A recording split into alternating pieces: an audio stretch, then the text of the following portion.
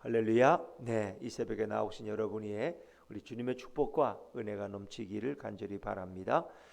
자, 어제 우리는 역대하 3장을 먼저 묵상했습니다. 이것은 성전이 건축될, 솔로몬의 성전이 건축될 터가 어떤 곳이냐, 그 터가 굉장히 중요한 거예요. 그 터는 바로 모리아산이었다. 모리아산. 그것은 아브라함이 순종해서 아들 이삭을 바치고자 했던 것.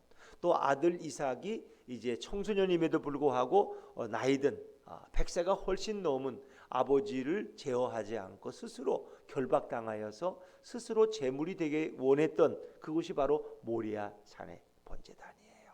그래서 바로 순종하는 곳에 세워진 거죠. 그것은 곧 뭐예요? 이 땅에 오실 예수님이 하늘 아버지의 뜻에 순종해서 우리를 위해서 순종하심으로 이 땅에 오셨고, 또 십자가를 향해 순종함으로 가셨고, 그리고 마지막 고난과 그 희생의 죽음을 순종함으로 마지막 들이신, 그래서 성전은 순종의 터 위에 세우신 거예요.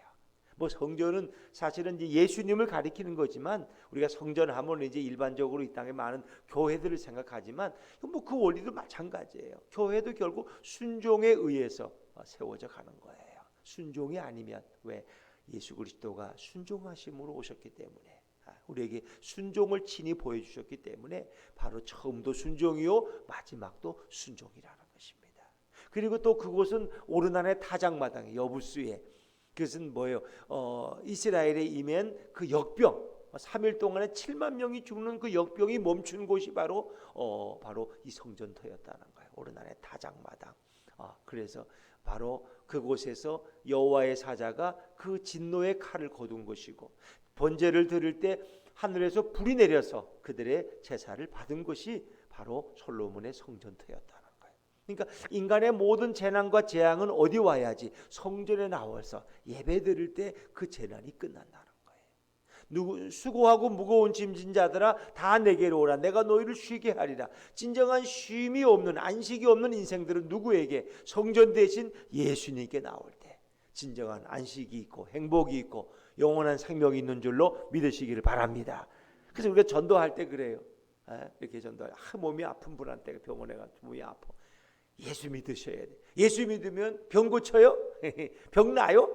그러면 자신이 없어. 내가 뭐 의사인가? 예수 믿으면 그냥 좋다는 거지. 그럴 때 뭐라 그래야 돼요? 맞아요. 예수 믿으면 건강해져요. 할렐루야. 그렇지. 당신의 영과 육신이 강건해집니다. 강건해집니다. 왜? 모든 인생의 불행을 회복시키실 분이 누구니까? 예수 그리스도니까. 가난한 분한테가 전도할 때도 그래요. 뭐 굳이 한 물품도 갖다 주고 그러지만, 그래도 그분들이 뭐래? 예수 믿으면 부자 돼요? 그래. 여러분 뭐라 그래야 돼? 맞아요. 예수 믿으면 부자 됩니다. 부자 됩니다. 안 믿어지는 눈치 같아. 나는 예수를 20년 믿었는데도 아직도 별로 부자가 아닌데, 여러분 예수 믿으면 영과 육에 하나님이 풍성하게 채워주실 줄로 믿습니다. 예수 믿고 부자 된 사람들 얘기를 잘 모르시는구나. 예수 믿고 부자 된 사람들이 너무너무 많아요. 그럼 왜 나는 부자가 안 됐어요? 당신은 부자가 되면, 너무 부자가 되면 불행해질 수 있어. 오히려 그래서 하나님이 적당한 재물을 주신 거야. 적당한 재물을. 여러분, 뭐 카네기라든가 이런 또 뭡니까 록펠러라든가 이런 분들 다 그리스도인들이에요. 록펠러나 카네기 이런 분들 다 그분들이 이런 엄청난 재산을 다 기부했어요. 록펠러 같은 분은 말할 것도 없고, 카네기도 그렇고 다 그분들이 그리스도인이에요.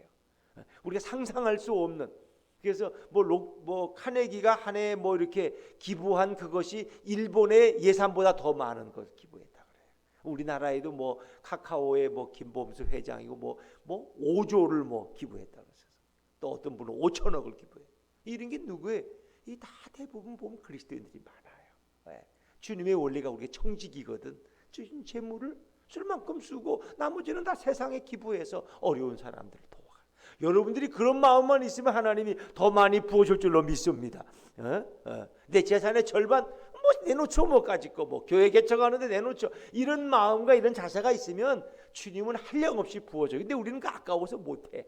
내가 없으면 없었지, 내가 그걸 어떻게 내나, 아이고 나는 못해. 이런 분들은 그렇게 재물을 많이 주실 수가 없어. 왜? 재수를 많이 주면 여러분을 자꾸 끌어모으니까. 그리고 자기만을 위해 쓰려고 그러고 어떻게 이걸 유지하려, 여기에 스트레스를 너무 많이 받아 빨리 돌아가실 것 같으니까 오히려 안 줘. 재산이 많으면 편안히 잠잘 것 같아요. 어린 바쁜 없는 소리. 없는 우리가 평안해. 집에 도둑도 안 들어오고. 왜? 가져갈 게 없거든 우리는. 그게 편안히 자는 거야. 그러나 집에 몇백억을 쌓아놓는다면 어디 잠이 오겠어요? 불안해서 못 살아요. 그러니까 하나님은 언제든지 채워주시는 거예요. 이 모든 부요함이 어디로부터? 예수 그리스도로부터 오는 거예요. 예수 그리스도.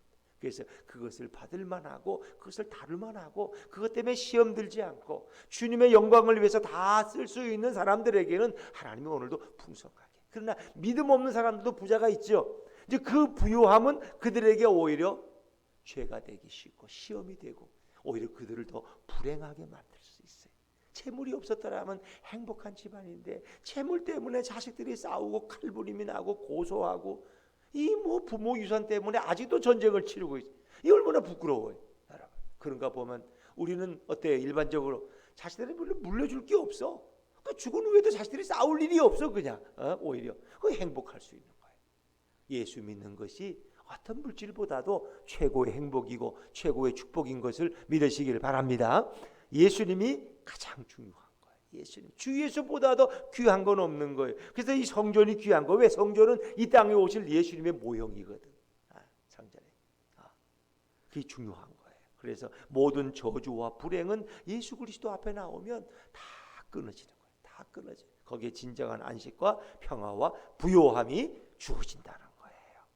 그래서 이제 어제는 3장에서는 성소와 지성소 그리고 지성소 안에 그 언약궤 위에 장식할 그룹들 천사들 이렇게 모습을 설명해 주었고 또 성전을 떠받치는 두 개의 기둥 두 개의 기둥이 뭐예요? 야긴과 보아스. 야긴은 주가 세우신다.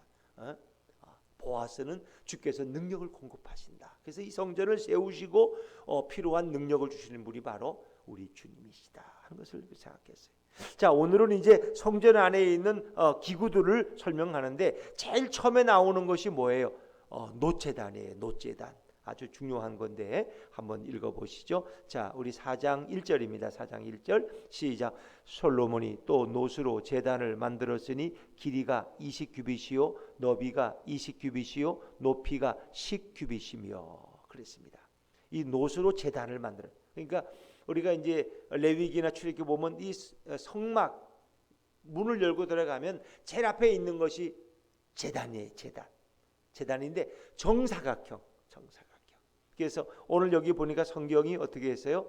길이가 20규빗, 너비가 20규빗. 그러면은 가로 세로가 20규빗이라는 거예요. 한 규빗은 45cm에서 50cm니까 얼른 계산하면 20규빗이면 몇 메타예요? 가로가 10m. 그렇죠? 10m. 그리고 세로가 10m. 10m 저리의 이 정사각형의 모습을 생각해요. 근데 그것이 높이가 또 얼마예요? 높이가 10규빗. 10규빗이면 5m 정도에. 이거 굉장히 큰 거죠. 왜? 거기에 수많은 재물들이 거기서 불태워지고 그 연기가 하나님께 올려지니까. 그리고 그 옆에서 짐승 소나 양을 잡아서 그 피를 제단에 뿌리고 그리고 그 고기를 제단에는 숯불이 있어요. 그래서 그것이 타서 그 연기가 하나님 앞에 올라가는 거야. 굉장히 큰 거죠. 10m 가로 세로가 10m고 높이가 5m짜리 큰 제단을. 근데 이것을 나무로 만들었는데 잣나무로 만들었는데 그것을 다 불에 타면 안 되니까 노는 구리 이런 걸 이제 노시라 그러잖아요. 노수로 다 입혔어요. 그래서 불에 타지 않는 제단. 이 제단은 바로 누구를 얘기해? 십자가의 제단의 제물이 되신 예수 그리스도를 가리키는 거야.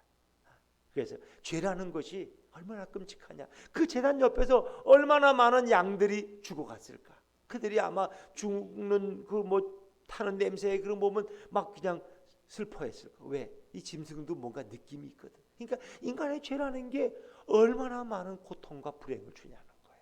그러니까 수많은 양들이 인간의 죄 때문에 피 흘리고 죽어가야 돼. 울면서.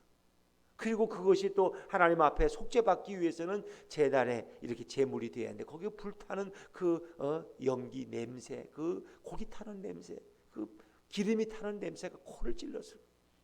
그리고 그 피는 제단의 양쪽에 뿔에 뿌림으로써 우리 인간의 죄가 용서받는 그것이 거기서는 매일 행했다는 거예요. 여러분 생각해 보세요. 솔로몬이 1,000번째 1,000마리의 양을 잡아들였다면 그것이 얼마나 피가 넘치고 흘렀을까 한번 생각해 보세요, 여러분.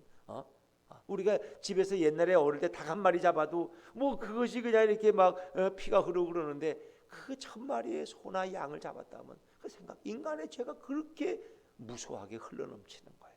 그것을 해결하기 위해서 바로 하나님은 성전을 짓도록 했는데 그 성전으로 다 해결이 안 돼. 결국 이 땅에 오실 예수 그리스도, 그분이 우리의 모든 더럽고 추악한 죄를 다 씻어낼 수 있는 거예요. 그래서 이 노제단, 노수로 만든 제단인데 번제단인데 이것은 바로 이 땅에 오실 예수님을 가리키는 것이다. 자, 그 다음에 이제 두 번째로 있는 것이 뭐예요? 바다야, 놋바다라 그러는데, 자, 우리 2절 한번 읽어볼까요? 2절입니다. 4장 2절 시작. 또 놋을 부어 바다를 만들었으니 지름이 10규빗이요 그 모양이 둥글며 그 높이는 5규빗이요 주위는 30규빗 길이의 줄을 두를만 하며. 이거 놋대야라 그럴까? 이런 걸 생각하시면 돼요. 왜 바다냐? 너무 바다처럼 크기 때문에 놋바다. 그러니까 물을 담아 놓는 큰 놋대야를 생각하시면 됩니다. 지름이 10규빗. 지름이 10규빗이다. 그리고 모양이 둥글어요. 마치 우리 옛날에서는 시골에 가면 이렇게 큰 솥 있죠. 시골에서 일할 때 큰 솥 걸고 일하는 그런 모양으로 생긴 걸 생각하시면 돼. 놋대야나 아니면 놋으로 만든 큰 솥을 생각하시고 거기다 물이 많이 받아놓은 거. 그리고 모양이 둥글죠. 원으로 됐고 높이는 5규빗이니까 한 2.5m 높이에 이런 큰 놋대야를 생각하시면 돼요. 그리고 주위는 30규빗 길이의 줄을 이렇게 두를 만할 정도로 꽤 큰 거죠. 30규빗이면 약 15m의 줄을 두를 수 있는 거죠. 그 뭐냐? 그러니까 물을 담아 놓는 것이에요. 바다에 물을 담아 놓듯이 이 놋으로 받은 바다에는 물을 담아 놓는데 이거 뭐에 쓰이느냐? 이 바다는 제사장들이 씻기 위한 거예요. 씻기 위한. 그래서 6절 밑에 보면 그 바다는 제사장들이 씻기 위한 것이더라. 제사장들이 제사 드리러 갈 때 손과 발을 씻는 곳이에요. 이것은 바로 예수 그리스도의 보혈과 그분의 속죄의 은혜를 상징하는 거예요. 그래서 그리스도의 보혈 공로로 우리의 죄가 씻음 받듯이 제사장들은 손과 발을 이 놋바다에서 물을 떠서 씻는 거예요. 그것이 놋바다인데 그 놋바다는 그냥 바닥에 있는 것이 아니라 소 형상이 3마리씩 있어 12마리가 그걸 또 받치고 있는 모습이에요. 우리 한번 4절 말씀 읽어볼까요? 4절입니다. 4절 같이 읽죠. 시작. 그 바다를 롯세 황소 12마리가 바쳤으니 3마리는 북쪽을 향하였고 3마리는 서쪽을 향하였고 3마리는 남쪽을 향하였고 3마리는 동쪽을 향하였으며 바다를 그 위에 놓았고 소의 엉덩이는 다 안으로 향하였으며. 동서남북에 3마리씩. 그 동서남북이니까 모두 몇 마리예요? 12마리. 그 뭐예요? 12지파. 12지파를 상징하는 거죠. 그 큰 놋대야가 바로 이 놋바다라고 이렇게 부르는 것이고 제사장들이 제사 드리기 전에 씻고 들어가는 것이다 하는 것을 생각하시면 됩니다. 그 바다가 이제 그러니까 그 성전 뜰에 가면은 놋제단이 제일 큰 게 보이고 그 다음에 이 놋바다가 또 있는 거예요. 놋바다. 그런데 이제 바다의 두께도 굉장히 두꺼워요. 한 손 너비만 한다는 것, 이거 굉장히 또 한 7cm 정도의 두께가 된다는 거예요. 굉장히 두께 이렇게 만들어놨죠. 그리고 거기에 3,000밭의 물을 담아 놓는다고 5절에 설명하고 있죠. 자, 그리고 이제 놋바다 옆에 또 지나가면 물두멍이 있어요. 이건 물을 담아 놓는 이제 또 그릇인데, 자, 6절 말씀 한번 읽어볼까요? 6절입니다. 6절 시작. 또 물두멍 10개를 만들어 5개는 오른쪽에 두고 5개는 왼쪽에 두어 씻게 하되 번제에 속한 물건을 거기서 씻게 하였으며 그 바다는 제사장들이 씻기 위한 것이더라. 이 물두멍과 이 바다는 다 물 담아두는 곳인데 이 놋으로 만든 바다는 제사장들이 손과 발을 씻는 거예요. 제사 드리기 전에. 그리고 물두멍은 뭘 씻는 곳이에요? 번제물. 번제에 속한 물건을 거기서 씻게 했다. 왼쪽에 5개, 오른쪽에 5개. 그 물두멍에서 제물을 씻는 거예요. 이것도 뭐예요? 결국은 예수 그리스도를 통해서 우리가 죄 씻음 받을 것을 의미하는 거예요. 모든 희생 제물들은 거기서 다 물두멍에서 씻어야 돼. 이 모든 씻는 거, 우리의 죄를 씻는 거, 이건 다 예수님의 사역이죠. 예수님이 보혈의 피를 흘리심으로 저와 여러분의 더러운 죄가 씻음 받는 것을 다 가리키는. 그러니까 성전에 있는 모든 기구들은 누구를 가리킨다? 예수님을 가리키는 거예요. 예수님의 인격과 예수님의 사역을 가리키고 있다 하는 것을 여러분이 보시면 됩니다. 그래서 진짜 성전 되신 분이 바로 예수. 아니 예수님은 성전보다 더 크신 분이에요. 그러나 성전의 모형이 되신 분이 바로 우리 예수님. 그러니까 성전이 예수님의 모형이 되는 거죠. 다 이 땅에 오실 그리스도의 모형이 바로 성전이다. 이렇게 생각하시면 됩니다. 그래서 히브리서 9장 11절에 보니까 성전은 장차올 좋은 일의 그림자가 된다 그래요. 장차올 좋은 일의 그림자가 누구냐? 바로 예수 그리스도입니다. 예수 그리스도. 예수님이 이 땅에 오셔서 하실 모든 사역과 인격을 성전은 우리에게 보여주고 있는 것이다 하는 것을 생각하시면 되죠. 자, 그 다음에 이제 나오는 것이 등잔대. 등잔. 이 성소에는 등잔불을 늘 켜놨어요. 등잔대. 근데 등잔이 10개야. 10개. 한번 보시겠어요? 7절입니다. 7절 같이 읽죠. 시작. 또 규례대로 금으로 등잔대 10개를 만들어 내전 안에 두었으니 왼쪽에 5개요 오른쪽에 5개이며.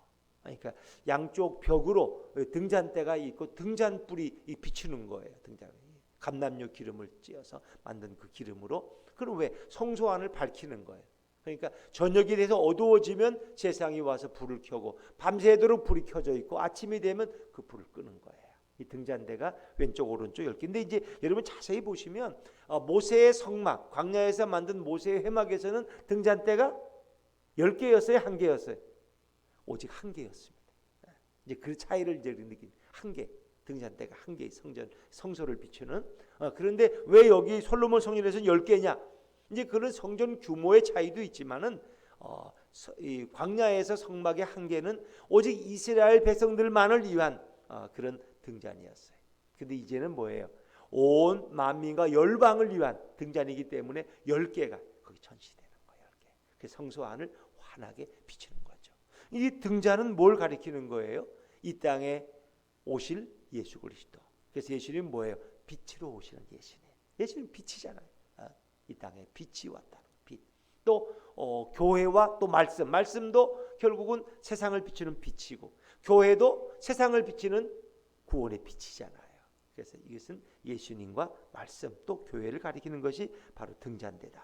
등잔대는 등잔을 놓아서 성소 안을 비추는 거예요. 또 8절에 보니까 8절 한번 읽어보죠. 8절입니다. 시작. 또 상 10개를 만들어 내전 안에 두었으니 왼쪽에 5개요 오른쪽에 5개이며 또 금으로 대접 100개를 만들었고. 이 상 10개는 이 떡상이에요. 떡상. 떡을 올려놓는 그 떡을 우리가 다른 말로 뭐라 그래? 진설병. 성소에 늘 이렇게 진열해 놓는 설병. 그래서 다윗이 사울에게 쫓겨다닐 때 배가 고프니까 노베에 있는 이 성막에 와서 성전에 와서 내가 먹을 걸 달라 그랬더니 노베 제사장이 그에게 뭘 줬어요? 진설병을 줬어요. 진설병. 이 진설병을 함부로 먹는 게 아닌데 다윗은 워낙 위대한 이제 하나님의 사람이었기 때문에 그걸 특별히 내주었죠. 이 진설병은 떡을 상징하는데 떡은 바로 이스라엘 백성들이 광야에서 먹은 만나를 가리키는 거지만 이것은 이 땅에 오실 예수 그리스도를 가리키는 거예요. 요한복음 6장 51절에 보니까 예수님이 뭐라 그랬어요? 나는 하늘에서 내려온 살아있는 떡이니 사람이 이 떡을 먹으면 영생하리라. 내가 줄 떡은 곧 세상의 생명을 위한 내 살이니라 하시니라. 예수님이 자기 떡이라는 거예요. 나를 먹으라는 거예요. 내 살을 먹고 내 피를 마시는 자는 영원히 살 것이다. 그래서 사람들이 이해를 못해요. 아니 어떻게 자기를 먹으래? 우리가 뭐 식인종인가? 그건 뭐예요? 결국 예수님의 입으로 나오는 그 말씀을 통해서. 그리고 또 우리가 예수님의 살과 피를 먹죠. 어떻게? 성찬식을 통해서. 예수님의 이것은 주님의 몸입니다. 이것은 주님의 피입니다. 그렇죠. 떡과 살을. 성찬을 통해서 이 은혜가 온전히 우리에게 이루어지는 거예요. 성찬을 우리는 계속 해야 되는데 코로나 때문에 먹고 마시는 게 일단 금지돼서 못하고 있지만 코로나가 좀 잠잠해지면 우리는 매 주일마다 또 주님의 몸과 주님의 살을 먹는 이 성찬식을 우리가 행해야 되겠죠, 여러분. 그렇죠? 그래서 이 진설병도 바로 이 땅에 오시는 예수님을 가리키는 거예요. 예수님. 등잔도 예수님, 떡상도 예수님, 모든 것이 다 예수님을 가리키고 있는 것이다. 또 그 외에는 이제 나머지 성소에 또 있는 기구들이 잡다한 것이 나오는데, 자 우리 한번 또 볼까요? 16절 말씀입니다. 16절로 건너뛰어 보죠. 16절 시작. 솥과 부삭과 고기 갈구리와 여호와의 전에 모든 그릇들이라 후람의 아버지가 솔로몬 왕을 위하여 빛나는 놋으로 만들 때에 그랬습니다. 이 솥은 재를 담아서 버리는, 그러니까 번제단에 이렇게 불을 피워서 제물을 이렇게 태워서 하나님께 드리잖아요. 그렇죠? 그 재를 담아서 버리는 게 이 솥이에요. 솥. 또 부삽이라는 건 뭘까? 부삽. 재를 긁어내는 거. 우리가 옛날에 시골에 가면 이 뭡니까? 부엌에서 이렇게 나무하면 재가 남잖아요. 재를 긁어내는 게 부삽이에요. 부삽. 그 다음에 또 고기 갈고리. 이것은 재물을 꺼낼 때 고기 갈고리가 필요한 이 모든 것. 근데 대개 그런 것들은 뭘로 만들어요? 금으로 만들어요. 순금으로 만들어요. 순금으로. 그래서 우리 20절부터 한번 22절까지 한번 읽어볼까요? 20절부터 22절 시작. 지성소 앞에서 규례대로 불을 켤 순금 등잔대와 그 등잔이며 또 순수한 금으로 만든 꽃과 등잔과 부젓가락이며 또 순금으로 만든 불집게와 주발과 숟가락과 불 옮기는 그릇이며 또 성전문 곧 지성소의 문과 내전의 문을 금으로 입혔더라. 대부분 이렇게 안에 있는 기구들은 다 뭘로 만들었어요? 금으로 만들었어요. 금으로. 그래서 우리가 정금 같은 신앙이라고도 이렇게 말하죠. 그럼 이 왜 금이냐? 금이라는 것은 어떤 의미가 있느냐? 금이라는 것은 잘 변하지가 않아요. 불변성. 예수님은 어제나 오늘이나 동일하신 줄로 믿습니다. 금은 변하지 않아요. 어제나 오늘이나 사람은 변하지만, 세상은 변하지만 하나님의 말씀은 어제나 오늘이나 동일하고 그리스도는 어제나 오늘이나 동일하신 분이에요. 변하지 않는. 그래서 금은 하나의 불변성. 그리고 금은 희귀해요. 돌처럼 막 흔해요. 희귀하죠. 금은 어디 길거리에 막 금이 있어요? 어디 보면 돌은 있어도 금은 없잖아요. 금은 다 금은방에 가야 있고 여러분들이 다 소중한 농에 이렇게 잘 넣어놨죠. 금은 희귀하다. 그래서 예수님은 정말 우리에게 찾아오신 희귀하신 유일한 우리의 구원자예요. 예수님을 가리키는 거예요. 그리고 금은 잘 닦아놓으면 이렇게 빛이 나요. 그래서 옛날에는 구리 거울도 있고 금으로 거울. 왜? 너무 반짝반짝하면 얼굴을 비칠 수 있으니까. 빛나는 찬연성을 가지고 있어요. 그러니까 그리스도의 영광을 가리키는 거예요. 그리스도의 영광. 또 성도들 입장에서 보면 금은 변하니까 우리가 충성된 마음으로 하나님을 섬기는 또 그런 충성과 헌신을 또 상징하기도 하지만 이 금은 예수님의 인격을 가르치고 있다. 그래서 성전 안의 모든 기구들은 대개 금으로, 밖에 있는 큰 바다 이런 건 놋재단, 이런 놋재단, 놋바다, 뭐 물두멍, 물두멍으로 만들지만 그 외에는 다 순금으로 만들어서 그리스도를 그 인격을 상징하는 것이다 하는 것입니다. 그렇습니다. 성전은 바로 희생의 장소고 번제와 속죄자가 드려짐으로 인류의 죄를 속죄하기 위해서 이 땅에 오실 예수님. 그래서 우리 세례 요한은 예수님께서 세상 죄를 지고 하는 하나님의 어린 양을 보라. 그 제단에서 얼마나 많은 어린 양들이 피 흘리고 죽음을 당했겠어요. 예수님은 바로 십자가의 제단에 우리를 위해서 제물이 되시고자 오신 하나님의 어린 양이 우리 예수 그리스도다. 그렇습니다. 정말 참 이 성전이 바로 그리스도를 상징한다는 놀라운 거죠. 또 성전은 하나의 기도하고 참여하는 장소예요. 성전 앞에는 늘 찬양대가 있었고, 그리고 성전은 또 나와서 백성들이 기도하는 것. 그래서 내 집은 만민의 기도하는 집이다. 그리고 이 성전 안의 향은 성도들의 기도를 의미해요. 계시록에 보면은 바로 이 향연 성도의 기도가 하늘에 상달되어지는 거예요. 여러분의 기도는 오늘도 그리스도에게 올라가고 있는 거예요. 우리의 기도. 참 우리가 이렇게 기도한다는 게 얼마나 아름다운 것인가. 그것은 가치는 다른 것으로 판단할 수 없는 거예요. 특별히 우리가 민족과 열방을 위한 기도, 교회를 위한 기도, 또 우리가 이웃과 자녀들의 구원을 위해서, 또 하나님의 나라를 위해서 드리는 기도를 주님은 너무너무 기뻐하신다.